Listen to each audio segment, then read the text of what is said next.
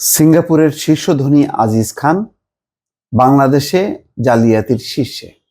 এই রিপোর্টটি মূল প্রতিপাদ্য হচ্ছে যে লুটপাট হয়েছে এখানে, আর এই লুটের টাকা দিয়ে সিঙ্গাপুরে তিনি হয়েছেন একেবারে ধনীদের শীর্ষে।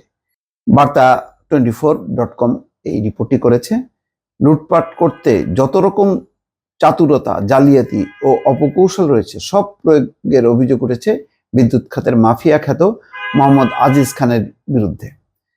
কখনো হুমকি দিয়ে, কখনো বিদ্যুৎ বিভাগকে জিম্মি করে টাকা হাতিয়ে সিঙ্গাপুরের শীর্ষ ধনীতে রূপান্তরিত হয়েছেন। জনগণের দৃষ্টি ফাঁকি দিতে নো ইলেকট্রিসিটি নো পেমেন্ট পদ্ধতিতেও সূক্ষ্ম জালিয়াতির অভিযোগ পাওয়া গেছে।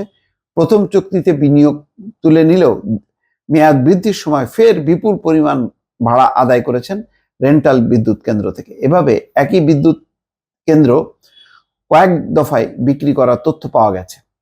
কয়েক দফায় বিদ্যুৎ কেন্দ্রের মেয়াদ বাড়ানোর কারণে যখন তীব্র সমালোচনা চলছিল, তখন জালিয়াতির নতুন কৌশল অবলম্বন করেন আওয়ামী লীগ ঘনিষ্ঠ আজিজ খান। চুক্তিতে বলা হয় নো ইলেকট্রিসিটি নো পেমেন্ট, অর্থাৎ বিদ্যুৎ দিলে ভাড়া পাবে না, না দিলে নেই। অর্থাৎ বিদ্যুৎ দিলে ভাড়া পাবে, না দিলে নেই। পুরনো অদক্ষ বিদ্যুৎ কেন্দ্রগুলো স্বাভাবিকভাবে বসে থাকার কথা, কিন্তু বিদ্যুৎ উন্নয়ন বোর্ডের সাবেক চেয়ারম্যান মাহবুবুর রহমানের সঙ্গে যৌথ কারসাজির মাধ্যমে প্রায় সময় সচল থেকেছে সামিটের বিদ্যুৎ কেন্দ্র। আর যেহেতু বিদ্যুৎ সরবরাহ করেছে, সে কারণে ক্যাপাসিটি পেমেন্টও গুনতে হয়েছে কাড়ি কাড়ি ডলার। সামিট গ্রুপকে সুবিধা দিতে অনেক সময় সরকারি বিদ্যুৎ কেন্দ্র বসিয়ে রাখার তথ্য পাওয়া গেছে। অর্থাৎ সরকারি বিদ্যুৎ কেন্দ্র বসিয়ে রেখে সামিটের বিদ্যুৎ কেন্দ্রগুলো সচল রাখা হয়েছে। বাংলাদেশি টাকায় বিনিয়োগ হলেও ডলারে বিল নিয়েছেন আজিজ খান। টাকায় বিনিয়োগ হয়েছে আর পেমেন্ট নিছে হচ্ছে ডলারে। বাংলাদেশ যখন ডলার সংকটে ধুঁকছে, তখনও সামিটের সঙ্গে নতুন করে ডলারের চুক্তি করা হয়। 2022 সালে বিদ্যুৎ বিভাগের এক পরিসংখ্যানে দেখা গেছে বিদায়ী 3 বছর টাকার অবমূল্যায়নের কারণে 2163 কোটি টাকা বাড়তি পরিশোধ করতে হয়েছে।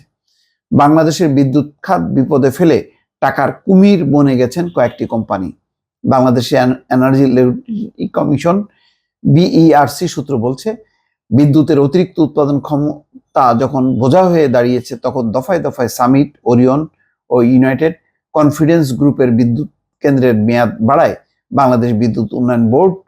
দফায় দফায় তখন বিদ্যুৎ কেন্দ্রের মেয়াদ বাড়ায়, অর্থাৎ এই বিদ্যুৎ দরকার নেই এবং অনেক বোঝা, তারপরেও এদের মেয়াদ বাড়ানো হয়েছে। একবার 5টি বিদ্যুৎ কেন্দ্রের চুক্তি নবায়নের প্রস্তাব এলে প্রয়োজনীয়তা না থাকায় সেগুলো নাকচ করে দেওয়া হয়। তারপরও BERC কে পাশ কাটিয়ে সম্পূর্ণ বেআইনিভাবে চুক্তি নবায়ন করা হয়।